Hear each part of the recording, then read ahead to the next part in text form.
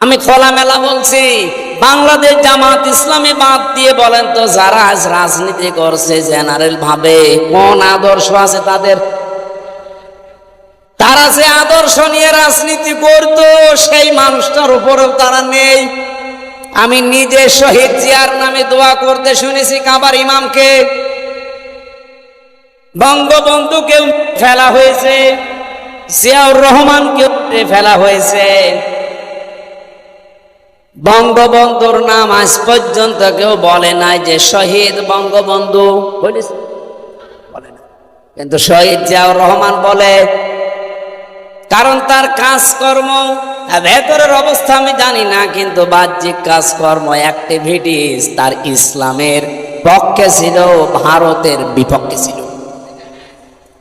এখন যারা তার নাম নিয়ে আদর্শ নিয়ে রাজনীতির মাঠে নেমেছেন